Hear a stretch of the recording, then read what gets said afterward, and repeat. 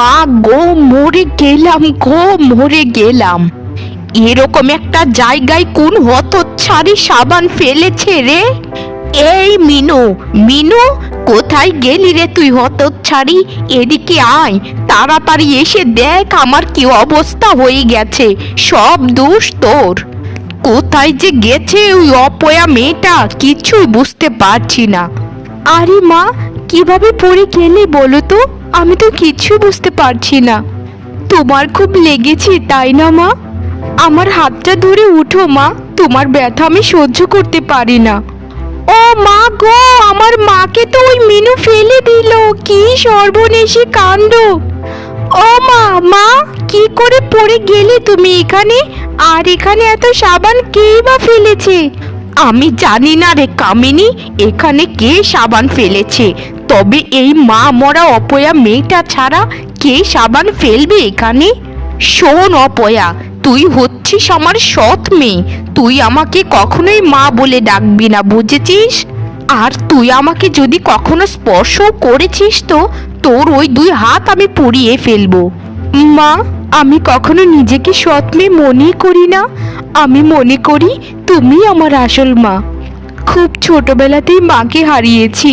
তারপর থেকে তোমায় যখন আমি দেখেছি, সেদিন থেকেই আমি মনে মনে ভেবে নিয়েছি তুমি আমার আসল মা। দয়া করে আমাকে মা ডাক থেকে বঞ্চিত করো না মা, তোমার 2টো পায়ে পড়ি। শোন মিনু, এরকম আদিক্ষেতাগুলো না দূরে গিয়ে দেখাস, বুঝেছিস? ও হচ্ছে আমার মা। আমার মাকে তুই মা বলে ডাকবি কেন রে? একটা কথা মনে রাখিস, তুই আমার সৎ বোন। কেন রে বোন কামিনী? আমি তোর আসল বোন হতে পারি না? আমাকে সৎ বলিস না দয়া করে। আমি তোকে মনে প্রাণে আপন বোন হিসেবে বিশ্বাস করি। এখানে কি হচ্ছে? হ্যাঁ, এখানে হচ্ছেটা কি? এখানে নাটকের সংলাপ চলছে। এখানে কতক্ষণ ধরে পড়ে আছি। কে রে কামিনী, আমাকে একটু ধরে তুলতে পারিস না? আর এই মিনুকে এখান থেকে বিদায় কর। না হলে একবার যদি আমি উঠতে পারি তো ওকে ঘাড় ধাক্কা দিয়ে বাড়ি থেকে বের করে দেব। সেটা কখনোই পারবে না মা। তুমি তো জানোই মা, বাবা মিনুকে কত ভালোবাসে। হতচ্ছাড়িটা এখান থেকে চলে গিয়েছে। এখন আমাকে হাতটা ধরে তুল, আমার কোমরটা এখন গেল বোধহয়। মা দেখো দেখো, কে এসেছে? তোমার আমার প্রধান শক্তি আর হাতিয়ার, আমাদের প্রাণপ্রিয় মাসি এসেছে। এখন শুধু দেখতে থাকো মা, আমার মাসিমা ওই মিনুকে কিভাবে চিৎপটাং করে। বাহ বাহ বাহ বাহ বাহ রে শ্যামলী, তুই তো খুব ভালো সময়ে এখানে এসেছিস। তা তোকে কে খবরটা দিয়ে এখান পর্যন্ত আনলো বল তো? আমি তো তোকে কিছু বলিনি। যাক বাবা, এসেছিস যখন খুব ভালো করেছিস। আমাকে কে আর খবর দেবে? আমাদের কামিনী তো খবর দিল। ওই মা মরা অসভ্য মিনু নাকি তোমাদেরকে জ্বালিয়ে পুড়িয়ে ছারখার করে ফেলছে। তাই তো এলাম ওকে শায়েস্তা করতে। শায়েস্তা করেই আমি এখান থেকে যাব, না হলে এখান থেকে নড়ছে না বাপু। তুই পারবি, বুঝেছিস? তুই পারবি। ওই মিনুকে একটা বড় সড়ো শাস্তি দিতে তুই পারবি। আমরা মা মেয়ে কিচ্ছুই করতে পারছি না রে। আমার স্বামী তো মিনু ছাড়া একদম অসহায়। সারাদিন শুধু মিনু মিনু মিনু মিনু করতে থাকে। আমার কামিনীকে নিয়েও তো এত ভাবে না যেটা সে মিনুকে নিয়ে ভাবে। ভাববে কি করে? বাবা তো একদিন আমাকে সরাসরি বলে ফেলেছিল আমি নাকি অনেক কচুটে স্বভাবের হয়েছি। তার মেয়ে মিনু নাকি অনেক ভদ্র স্বভাবের, অনেক ভালো মানুষ, মানুষের সাথে কত ভালো আচরণ করে। আর আমি নাকি মানুষকে সারাক্ষণ হিংসা করি। এসব তুই কি বলছিস রে কামিনী? আর দিদি, জীবনে কি করেছো? বরকে কখনো হাত করতে পারোনি? আমাকে দেখো, আমি আমার বরকে হাতের মুঠোয় রাখি সব সময়। উঠতে বললে উঠে, বসতে বললে বসে। আচ্ছা যাই হোক, এসব বাদ দাও কথা। তা ওই মিনু কোথায় গেছে? তাকে তো আসার সময় কোথাও দেখতে পাইনি। কই আর যাবে? দেখ গিয়ে, কোনো জঙ্গল বন বাদারে ঘুরে বেড়াচ্ছে। তার আর কাজ কি? সারাদিন ঢো ঢো করে পাড়া বেড়ানো। শ্যামলী, চল তো গিয়ে দেখি ওই মেয়েটা কোথায় গেছে। মিনু, এই মিনু, কোথায় গেলি রে হতচ্ছাড়ি? এখানে তো এখনো রান্না চাপাসনি। রান্না যদি না করিস আমরা খাবোটা কি? মিনু, এই মিনু, কোথায় গেলি রে অপয়া মেয়ে? আরে মাসি, তুমি কখন এলে? মা তো তোমার কথা কখনোই কিছু বলেনি, না হলে তোমার জন্য আমি আলাদা করে রান্না করে রাখতাম। মাসি, তুমি একদম চিন্তা করো না, তুমি গিয়ে ঘরে একটু বিশ্রাম করো, আমি তোমার জন্য ঝটপট রান্নাটা করে ফেলছি। আসলে আমি একটু পুকুর ঘাটে গিয়েছিলাম, অনেক কাপড় জমা হয়েছিল তো, সেগুলো ধোয়ার জন্য। তোকে এত বড় সাহস কে দিয়েছে যে আমাকে মাসি ডাকছিস? তোর কোন দিক দিয়ে আমি মাসি বলতো? তুই হচ্ছিস আমার বড় বোনের সতীনের মেয়ে, আর আমার বড় বোনের সৎ মেয়ে। যেখানে আমার বড় বোন তোকে মেয়ে হিসেবেই গণ্য করে না, সেখানে আমি তোকে কিভাবে বোনজি হিসেবে গণ্য করব?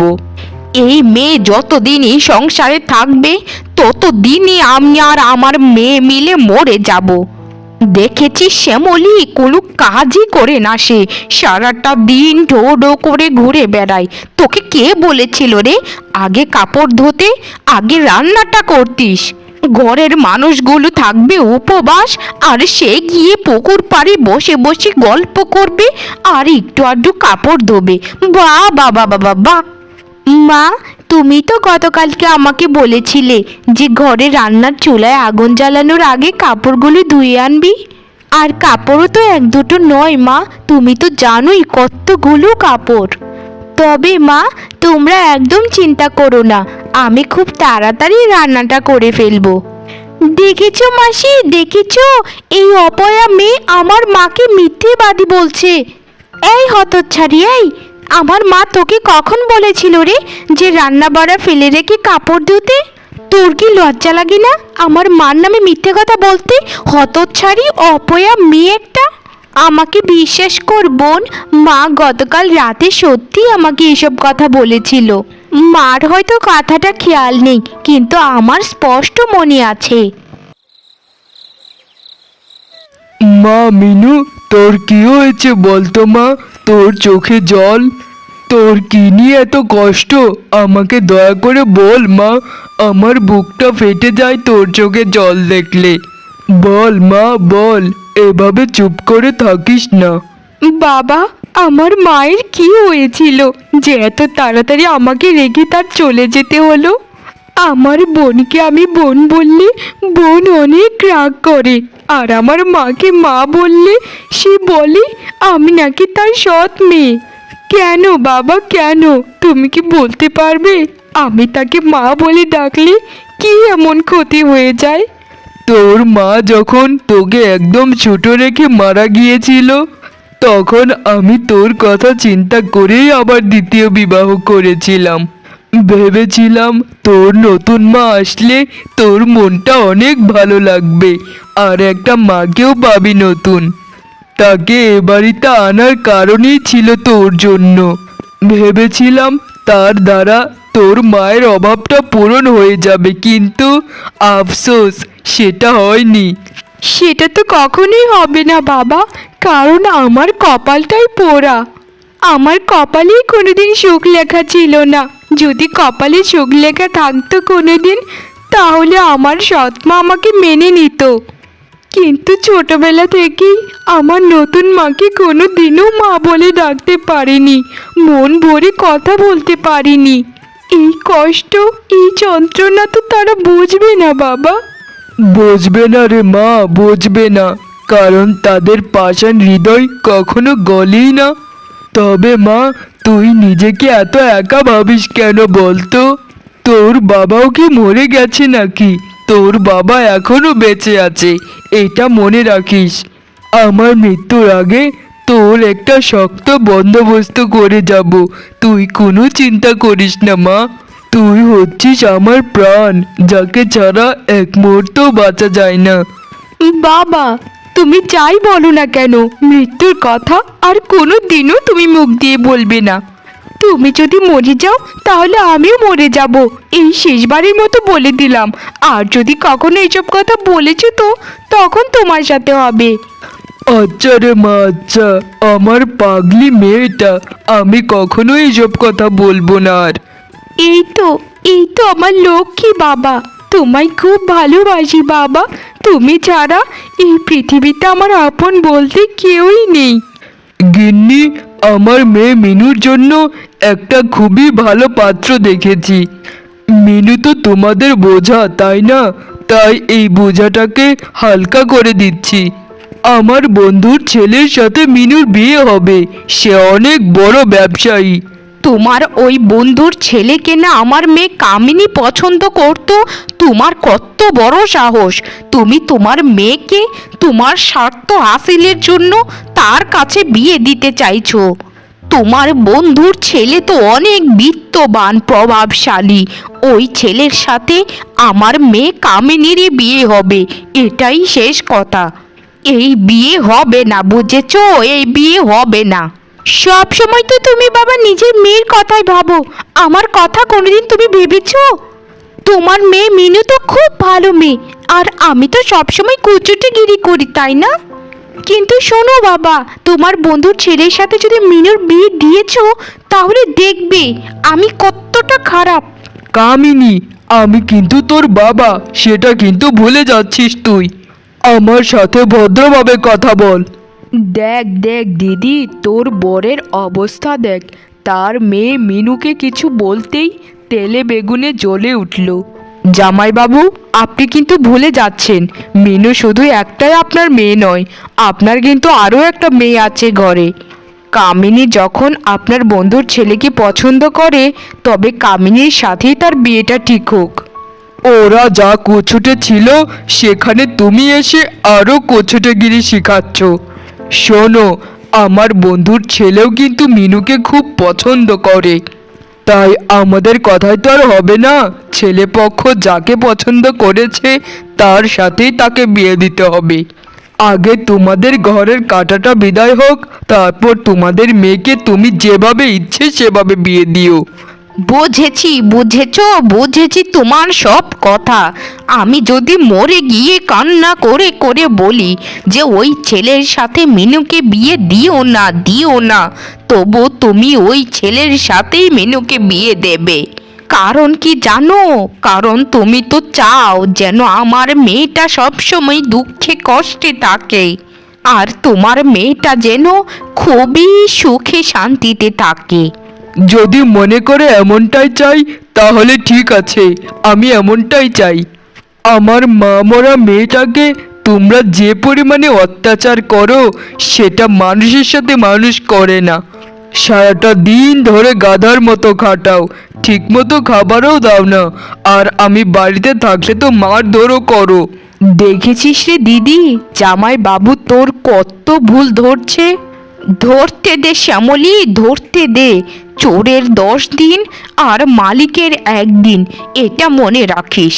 শোন দিদি, জামাই বাবুর যা অবস্থা, এই বিয়ে কখনোই ভাঙবে না। তাই তোকে ডেকেছি এই মাঝরাতে। শোন আমার সব কথা মন দিয়ে।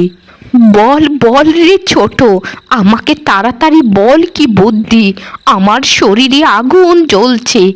দেখেছিস ওর কত বড় সাহস, আমার মেয়েটার কথা চিন্তা না করে তার মেয়েটার কথা চিন্তা করছে। শোন তাহলে দিদি।